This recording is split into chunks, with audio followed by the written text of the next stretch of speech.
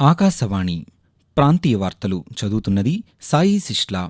ఈరోజు వార్తల్లోని ముఖ్యాంశాలు: అమృతకాలపు వికసిత భారత లక్ష్యానికి 18వ లోక్సభ కొనసాగింపుగా ఉంటుందని రాష్ట్రపతి ద్రౌపది ముర్ము పేర్కొన్నారు.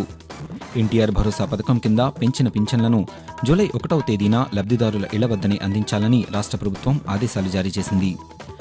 జూలై నెలలో నిర్వహించనున్న రొట్టెల పండుగకు ఏర్పాట్లు చేయాలని రాష్ట్ర పురపాలక శాఖ మంత్రి పి. నారాయణ అధికారులను ఆదేశించారు. తిరుపతిలో అఖిల భారత చిరుధాన్యాల పరిశోధనపై 2 రోజుల జాతీయ సదస్సు ఈరోజు ప్రారంభమైంది. ప్రధానమంత్రి నరేంద్ర మోదీ మన్ కీ బాత్ కార్యక్రమం 111వ సంచిక ఈ నెల 30వ తేదీన ఆకాశవాణి ద్వారా ప్రసారమవుతుంది. వార్తల వివరాలు: పార్లమెంటు ప్రత్యేక సమావేశాలు కొనసాగుతున్నాయి. సమావేశాల్లో భాగంగా ఉభయ సభలను ఉద్దేశించి రాష్ట్రపతి ద్రౌపది ముర్ము ఈరోజు ప్రసంగించారు. ఈ సందర్భంగా రాష్ట్రపతి 18వ లోక్సభకు ఎన్నికైన సభ్యులను అభినందించారు. మూడోసారి అధికారం చేపట్టిన ఎన్డీఏ ప్రభుత్వ ప్రాధాన్యాలను రాష్ట్రపతి వివరించారు. ప్రపంచంలోనే అతిపెద్ద ప్రజాస్వామ్య ఎన్నికలు సజావుగా జరిగాయన్నారు. గత 10 ఏళ్లలో కేంద్ర ప్రభుత్వం సుస్థిర అభివృద్ధిని సాధించిందని తెలిపారు. అమృతకాలపు వికసిత భారత లక్ష్యానికి 18వ లోక్సభ కొనసాగింపుగా ఉంటుందని పేర్కొంటూ, विकसित भारत के संकल्प में विश्वास। मेरी सरकार ने 10 वर्षों से सेवा और सुशासन का जो मिशन जनाया है, ये उस पर मुहर है। ये जनादेश है कि भारत की विकसित बनाने का काम बिना रुके चलता रहे और भारत अपने लक्ष्यों की प्राप्ति करे। 18वीं लोकसभा कई मायनों में एक ऐतिहासिक लोकसभा है। ये लोकसभा अमृत काल के शुरुआती वर्षों में गठित हुई है। ये लोकसभा देश के संविधान को अपनाने के 75वें वर्षों की भी साक्षी बनेगी. ఎన్టీఆర్ భరోసా పథకం కింద పెంచిన పింఛన్లను జూలై 1వ తేదీన లబ్ధిదారుల ఇళ్ల వద్దనే అందించాలని రాష్ట్ర ప్రభుత్వం ఆదేశాలు జారీ చేసింది. పింఛన్ల పంపిణీకి గ్రామ, వార్డు సచివాలయ సిబ్బందిని వినియోగించుకోవాలని, అవసరమైన చోట్ల ఇతర శాఖలకు చెందిన ఉద్యోగులను పరిగణలోకి తీసుకోవాలని సూచించింది. ఎన్నికలలో ఇచ్చిన హామీల మేరకు ఏప్రిల్, మే, జూన్ నెలలకు గాను 1000 చొప్పున కలిపి జూలైలో 7,000 రూపాయలు ప్రభుత్వం అందించనుంది. ఉదయం 6 గంటల నుంచి ప్రారంభించి వీలైనంత వరకు మొదటి రోజే అందరికీ నగదు అందించాలని స్పష్టం చేశారు. మిగిలిన వారికి 2వ రోజు అందించాలని తెలిపారు. పింఛన్ల పంపిణీ ప్రక్రియను కలెక్టర్లు నిరంతరం పర్యవేక్షించాలని ఉత్తర్వుల్లో స్పష్టం చేశారు. జూలై నెలలో నెల్లూరులోని బారా షహీద్ దర్గాలో నిర్వహించనున్న రొట్టెల పండుగ నిర్వహణకు విస్తృతంగా ఏర్పాట్లు చేయాలని రాష్ట్ర పురపాలక శాఖ మంత్రి పి. నారాయణ అధికారులను ఆదేశించారు.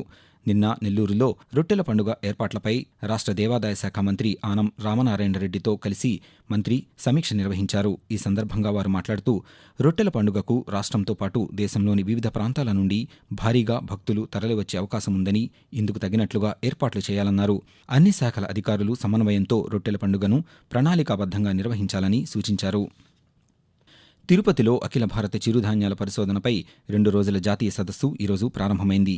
ఆచార్య ఎన్జీ రంగా వ్యవసాయ విశ్వవిద్యాలయం, భారత వ్యవసాయ పరిశోధనా మండలి, జాతీయ చిరుధాన్యాల పరిశోధనా సంస్థలు సంయుక్తంగా నిర్వహిస్తున్న ఈ సదస్సును జాతీయ చిరుధాన్యాల పరిశోధనా సంస్థ సంచాలకులు డాక్టర్ తారా సత్యవతి ప్రారంభించారు. ఈ సందర్భంగా ఆమె మాట్లాడుతూ, చిరుధాన్యాలను పండించే వివిధ రాష్ట్రాలలో జరిగిన పరిశోధనా ప్రగతి గురించి ఈ సదస్సులో చర్చించి జాతీయ స్థాయి పరిశోధనా కార్యాచరణను రూపొందిస్తామని తెలిపారు. చిరుధాన్యాల పంటల సాగుకు అందుబాటులో ఉన్న రకాలు, శాస్త్ర సాంకేతిక పరిజ్ఞానం తదితర అంశాలపై చర్చించి రైతులకు మెరుగైన పద్ధతులపై అవగాహన కల్పిస్తామని వివరించారు. దేశవ్యాప్తంగా జూలై 1వ తేదీ నుండి అమలులోకి రానున్న నూతన నేర చట్టాలపై ప్రతి ఒక్కరూ అవగాహన కలిగి ఉండాలని Dharmavaram deputy superintendent of police Srinivasulu తెలిపారు. శ్రీ సత్యసాయి జిల్లా ధర్మవరం డివిజన్ పరిధిలోని పోలీస్ అధికారులకు నూతన చట్టాలపై అవగాహన కార్యక్రమాన్ని నిన్న నిర్వహించారు. ఈ కార్యక్రమంలో డీఎస్పీ శ్రీనివాసులు పాల్గొని మాట్లాడుతూ, నూతన నేర చట్టాల అవగాహన సదస్సులో 6 శిక్షకులతో అధికారులకు నూతన చట్టాల విధి విధానాలను తెలియజేశామని చెప్పారు. సాంకేతిక సాక్ష్యాధారాల సేకరణ, భద్రపరిచే విధానం, సాంకేతిక వినియోగం గురించి అవగాహన కార్యక్రమంలో వివరించడం జరిగిందని తెలిపారు. ప్రపంచ ఆర్థిక వ్యవస్థలో సూక్ష్మ, చిన్న, మధ్యతరహా పరిశ్రమలు కీలక పాత్ర పోషిస్తున్నాయి. ప్రపంచవ్యాప్తంగా 90% వ్యాపారాలు, 70% ఉపాధి అవకాశాలకు ఈ పరిశ్రమలు దోహదపడుతున్నాయని ఐక్యరాజ్యసమితి తెలిపింది. దేశంలోని ఎంఎస్ఎంఈ మంత్రిత్వ శాఖ ఈరోజు ఉద్యమ భారత్ ఎంఎస్ఎంఈ దినోత్సవాన్ని నిర్వహిస్తోంది. ముఖ్యంగా భారతదేశంలో ఈ సంస్థలు యువత, మహిళలు, పేదలకు జీవనోపాధిని కల్పించడంతో పాటు ఆర్థిక చేయూతను అందించేందుకు దోహదపడుతున్నాయి. దేశవ్యాప్తంగా ఇటువంటి పరిశ్రమల ఏర్పాటుకు అనుమతులను సులభతరం చేయడానికి ఉద్యమి రిజిస్ట్రేషన్ పోర్టల్ను 2020 జూలై 1వ తేదీన కేంద్ర ప్రభుత్వం ప్రారంభించింది. ఇప్పటివరకు ఈ పోర్టల్లో 4.63 కోట్లకు పైగా పరిశ్రమలు నమోదయ్యాయని సూక్ష్మ, చిన్న, మధ్య తరహా పరిశ్రమల శాఖ తెలిపింది.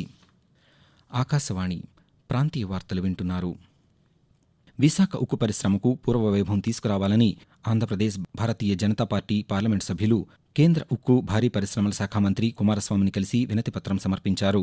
నిన్న ఢిల్లీలో విశాఖ ఉక్కు పరిశ్రమ అంశంపై రాజమహేంద్రవరం ఎంపీ పురంధేశ్వరి నేతృత్వంలో కేంద్ర మంత్రి శ్రీనివాస్ వర్మ, అనకాపల్లి ఎంపీ సీఎం రమేష్లు కుమారస్వామితో సమావేశమై చర్చించారు. విశాఖ ఉక్కు కర్మాగారాన్ని లాభాల బాటలో నడిపించే అంశాలపై చర్చించి అందుకు సంబంధించిన ప్రణాళికను కేంద్ర మంత్రికి వివరించారు. ఉక్కు కర్మాగారం అంశాలపై కేంద్ర మంత్రి సానుకూలంగా స్పందించారని పురంధేశ్వరి తెలిపారు. ప్రధానమంత్రి నరేంద్ర మోదీ తన భావాలను దేశ ప్రజలతో పంచుకునే మనసులో మాట మన్ కీ బాత్ కార్యక్రమం 111వ సంచిక ఈ నెల 30వ తేదీన ఆకాశవాణి ద్వారా ప్రసారమవుతుంది. ప్రధానమంత్రిగా వరుసగా 3వసారి బాధ్యతలు చేపట్టిన తర్వాత జరగనున్న తొలి మన్ కీ బాత్ కార్యక్రమం ఇది. ప్రజలు తమ సలహాలు, సూచనలను రేపటిలోగా టోల్ ఫ్రీ నంబర్ 180011178000కు ఫోన్ చేసి గానీ, నరేంద్ర మోదీ యాప్ లేదా మై గవ్ యాప్, ఫోరం, ఇతర వేదికల ద్వారా తెలియజేయవచ్చు. విజయవాడ ఇంద్రకీలాద్రి శ్రీ దుర్గా మల్లేశ్వర స్వామివార్ల దేవస్థానంలో ఆషాఢ మాసోత్సవాలు, శాకంబరీదేవి ఉత్సవాలను నిర్వహించేందుకు ఏర్పాట్లు చేస్తున్నామని ఆలయ కార్యనిర్వహణాధికారి కెఎస్ రామారావు పేర్కొన్నారు. నిన్న విజయవాడలో ఆషాఢం, శాకంబరీదేవి ఉత్సవ ఏర్పాట్లపై దేవస్థానానికి చెందిన అధికారులతో ఈవో సమీక్ష సమావేశం నిర్వహించి ఆయా విభాగాల అధికారులతో చర్చించారు. ఈ సందర్భంగా కెఎస్ రామారావు మాట్లాడుతూ జూలై 19 నుండి 21వ తేదీ వరకు శాకంబరి ఉత్సవాలు నిర్వహిస్తామన్నారు. జూలై 6వ తేదీ నుండి ఆగస్టు 5వ తేదీ వరకు ఆషాఢమాసం సందర్భంగా భక్తులు కనకదుర్గమ్మ వారికి పవిత్ర సారె సమర్పించనున్నందున అందుకు దేవస్థానం తగు ఏర్పాట్లు చేస్తోందని తెలిపారు. జూలై 14వ తేదీన హైదరాబాద్ ఉమ్మడి దేవాలయాల కమిటీ ఆధ్వర్యంలో బంగారు బోనం సమర్పించనున్నారని తెలిపారు. సార్వత్రిక ఎన్నికల పోలింగ్ రోజు ఈవీఎం ధ్వంసంతో పాటు ఎన్నికల అల్లర్ల కేసులో అరెస్టైన మాచర్ల మాజీ శాసనసభ్యులు పిన్నెల్లి రామకృష్ణారెడ్డికి కోర్టు 14 రోజుల రిమాండ్ విధించింది. మాచర్ల జూనియర్ సివిల్ జడ్జి ముందు ఆయనను పోలీసులు గత రాత్రి ప్రవేశపెట్టగా ఈవీఎం ధ్వంసం సహా 4 కేసుల్లో విచారణ చేపట్టి న్యాయమూర్తి రిమాండ్ విధించారు. పిన్నెల్లి రామకృష్ణారెడ్డిని పోలీసులు నెల్లూరు కేంద్ర కారాగారానికి తరలించారు. వ్యవసాయ ఉద్యాన పంటల సాగుకు శాస్త్రవేత్తలు 28 రకాల వంగడాలను రైతులకు అందుబాటులోకి తెచ్చారని డాక్టర్ వైఎస్ఆర్ ఉద్యాన విశ్వవిద్యాలయ ఉపకులపతి డాక్టర్ టి జానకిరాం తెలిపారు. పశ్చిమ గోదావరి జిల్లా వెంకట్రామన్నగూడెంలో ఉద్యాన విశ్వవిద్యాలయం 17వ వ్యవస్థాపక దినోత్సవాన్ని నిర్వహించారు. ఈ కార్యక్రమంలో ప్రతిభ కనబరిచిన శాస్త్రవేత్తలను, ఉద్యోగులను, విద్యార్థులను ఉపకులపతి సన్మానించి జ్ఞాపికలను అందజేశారు. అనంతరం ఉపకులపతి మాట్లాడుతూ ఉద్యాన విశ్వవిద్యాలయం ఏ గ్రేడ్ అక్రిడియేషన్ సాధించిందన్నారు. భారతదేశానికి వ్యవసాయం జీవనాడి వంటిదని, రైతుల ఆదాయాన్ని రెట్టింపు చేయడానికి సాగు ఖర్చులు తగ్గించి ఉత్పాదకతను పెంపుపై శాస్త్రవేత్తలు దృష్టి సారించాలని అన్నారు.